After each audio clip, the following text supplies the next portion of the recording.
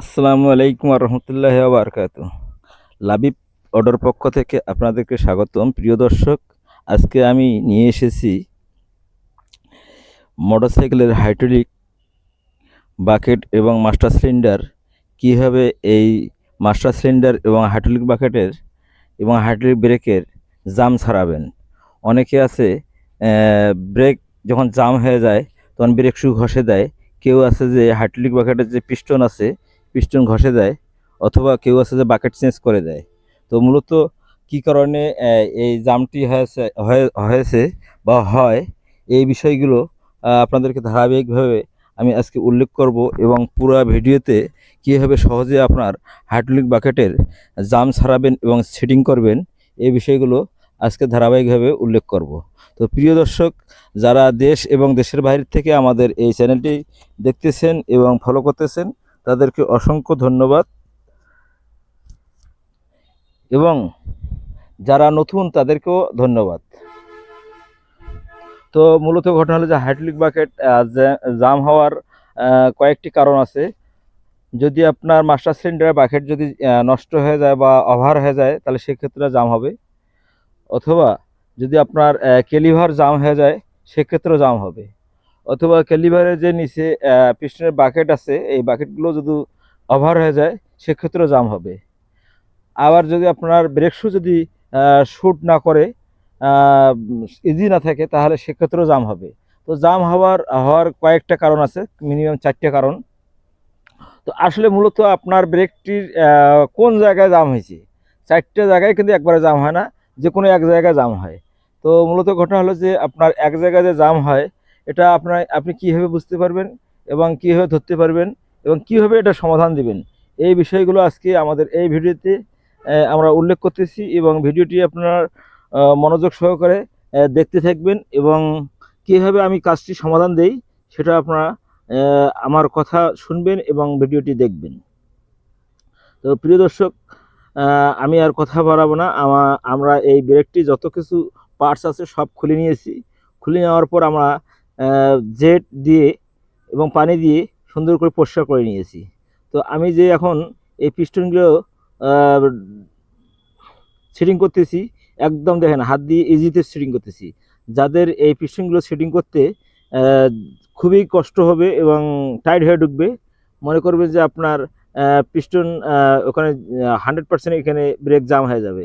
তো মূলত ঘটনা হলো যে এই পিস্টনগুলো যখন হাত দিয়ে বসানো হয়, হাতের শক্তিতে বোঝা যায় যে আসলে এটা কাজ করবে কি না। যদি অধিক টাইট হয়, তাহলে আপনার এটা যখনই ব্রেক করবেন তখনই এটা সামনের দিকে আগাবে, পিছনের দিকে আর পিছাবে না। তো মূলত ঘটনা হলো যে এই পিস্টনগুলো অনেকে আছে সিরিজ দিয়ে ঘষে দেয়। তো সিরিজ দিয়ে ঘষে দেওয়াটা কিন্তু আসলে ঠিক না। কারণ ঘটনা যে সিরিজ দিয়ে যখন ঘষবেন, তখন পিস্টনটা আপ ডাউন হবে, অথবা কোনো জায়গায় বেশি ঘষা হবে, কোনো জায়গায় কম ঘষা হবে। তখন আপনার যে নিচের দিকে যে বাকেট 4টে আছে, এই বাকেটগুলো লিক করবে, তখন ওয়েল বাইরে আসবে। ওয়েল বাইরে হয়ে আসার পরে আপনার ব্রেকটা ভিজে যাবে, এবং ব্রেক যখন করবেন তখন ব্রেক সুবিধা হবে না। তো মূলত ঘটনা হলো যে এটা কীভাবে সমাধান দিবেন। আপনার যে 4টে বাকেট আছে, বাকেটের নিচে যে ঘাট 4টে আছে, ঘাটগুলোতে আস্তে আস্তে তরল পদার্থ ময়লা হয়ে যায়, ছাতা ধরে যায়। এই ছাতা ধরার কারণে বাকেটগুলো উপরের দিকে ভাসিয়ে ওঠে। ভাসিয়ে ওঠার কারণে আপনার বাকেটগুলো তখন পিস্টনের মধ্যে টাইট হয়ে যায়।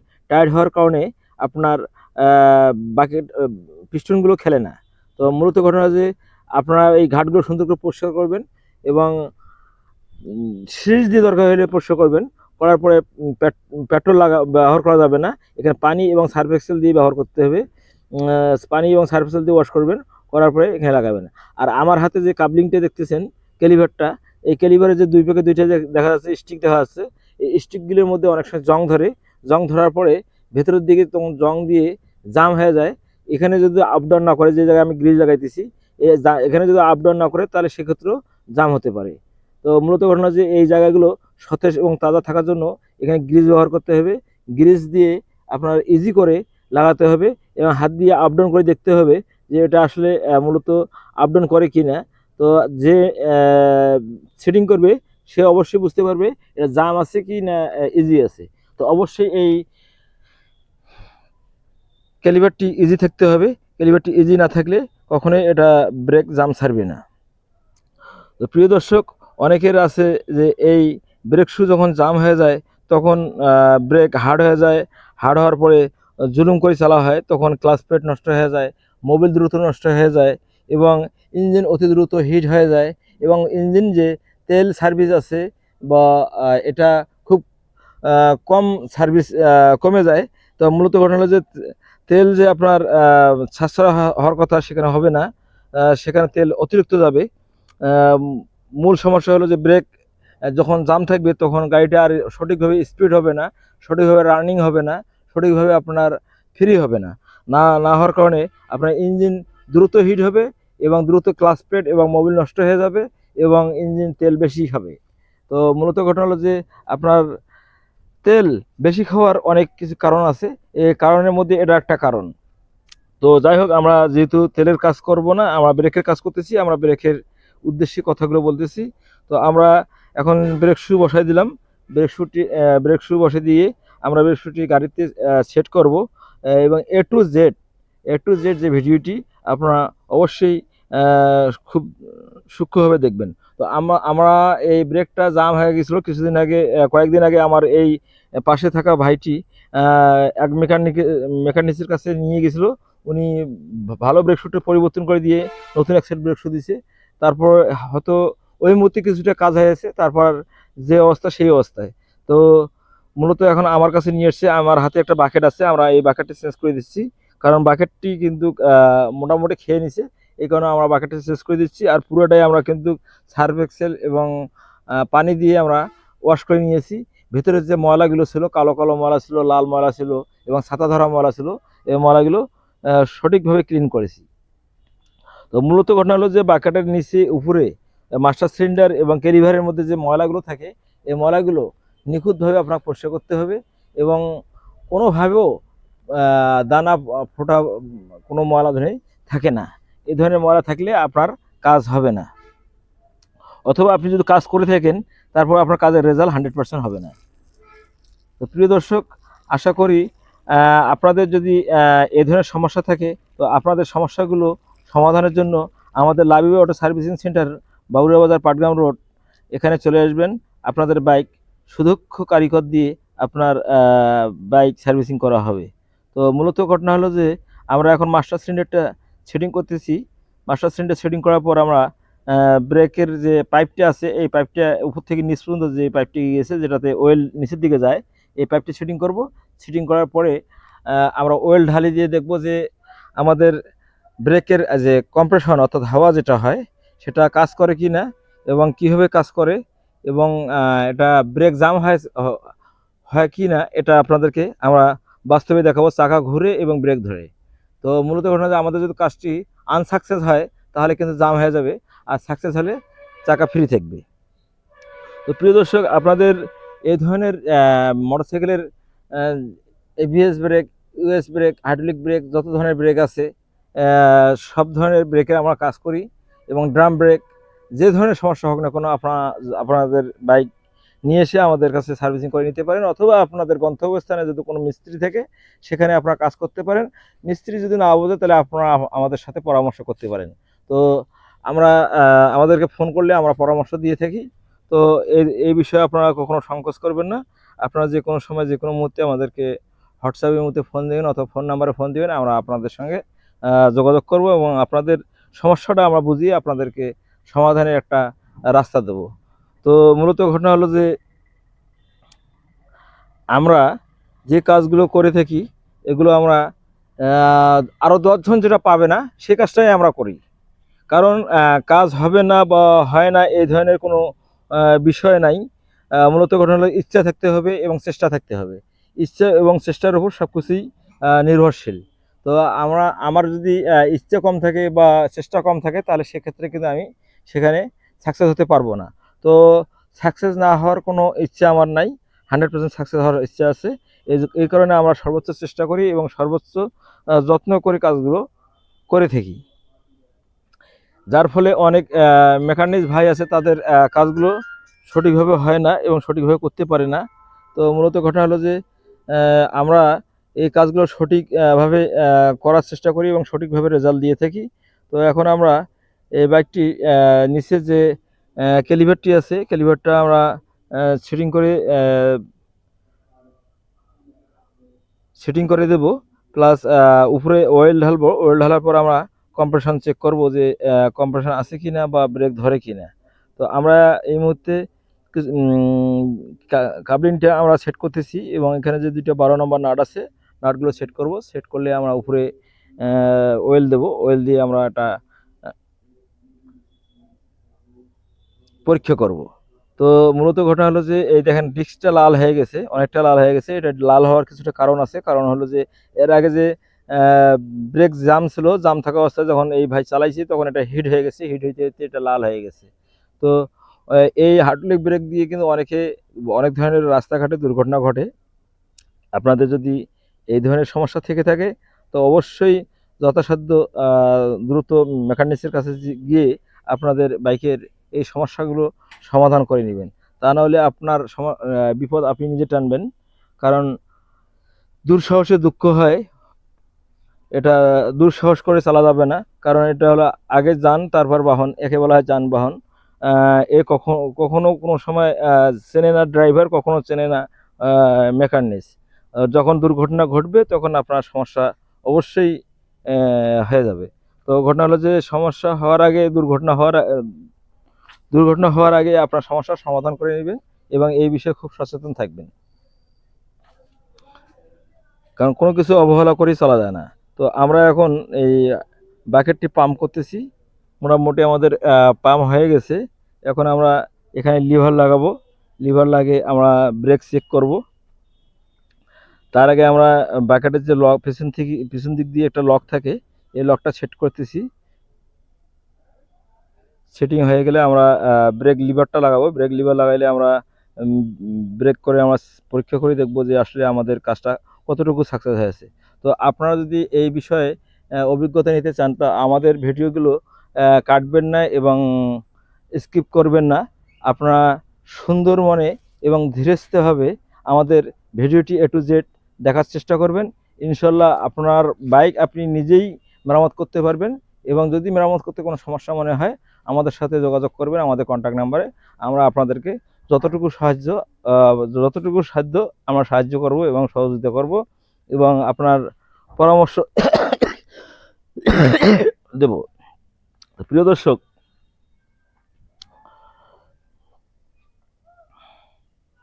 আমরা অলরেডি এখানে বাকেট লাগা শেষ। এখন আমরা এখানে যে ব্রেক লিভারটা আছে, হাইড্রোলিক লিভার, এই লিভারটা সেট করতেছি।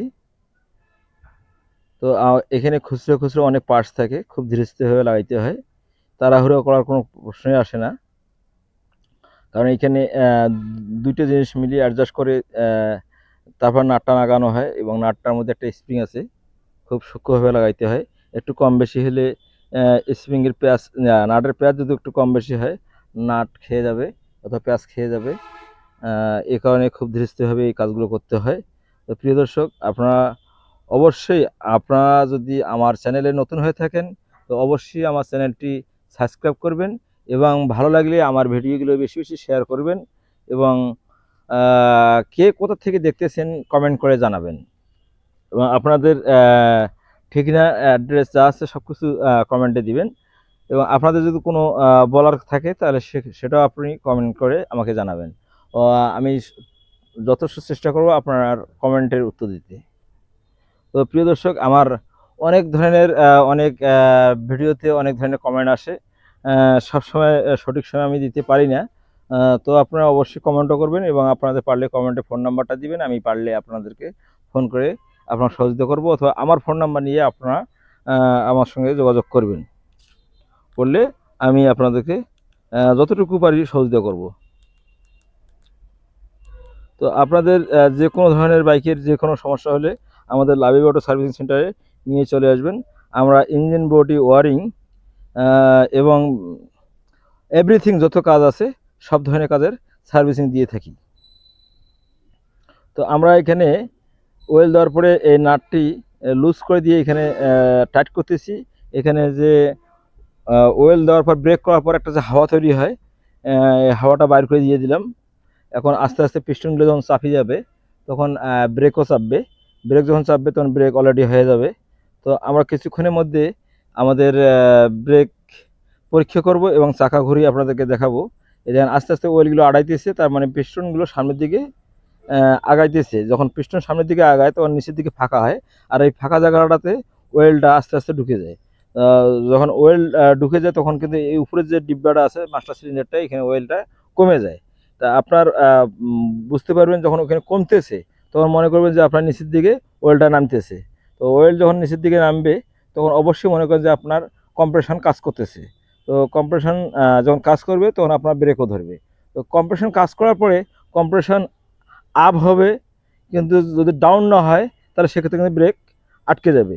তো আপ এবং ডাউন দুইটা থাকতে হবে। এখন আমরা চাকা ঘোরাচ্ছি, এই যে ব্রেক ধরতেছি, চাকা ঘোরাচ্ছি ব্রেক ধরতেছি, এই চাকা জোরে ঘুরিয়ে দিলাম, এবং ব্রেক দিয়ে আটকে দিলাম। তার মানে আমাদের কাজটি ইনশাআল্লাহ সাকসেস হয়েছে।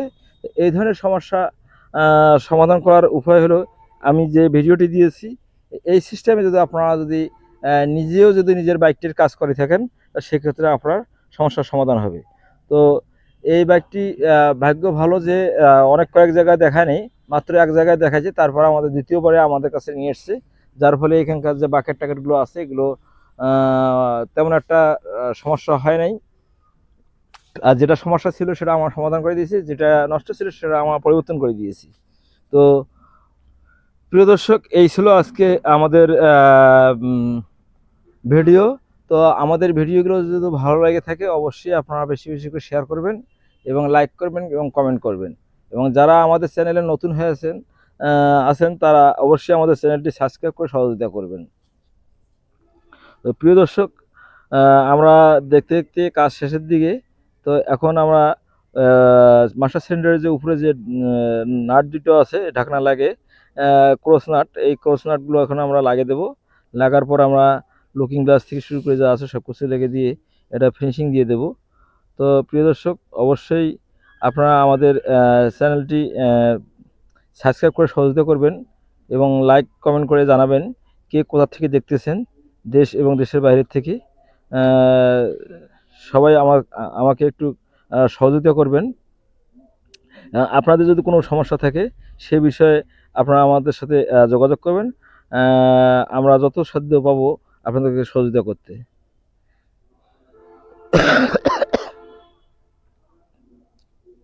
এই যে পাশে যে ভাইটা আছে এই ভাইয়ের এই বাইকটি মোটামুটি আমাদের কাজটি করতে প্রায় 40-50 মিনিট সময় লাগছে। পুরা সময় দিয়ে আমরা এই কাজটি করলাম। তো ইনশাল্লাহ আমাদের যতটুকু আমরা ভালো কাজ করছি আমাদের রেজাল্টও ততটুকু ভালো হবে। তো এই ছিল আজকের ভিডিও। প্রিয় দর্শক, আশা করি আপনারা ভালো থাকবেন, সুস্থ থাকবেন এবং আপনাদের বাইক খুব মনোযোগ সহকারে চালাবেন এবং রোডের দিকে লক্ষ্য রাখবেন। সময়ের চেয়ে জীবনের মূল্য অনেক বেশি।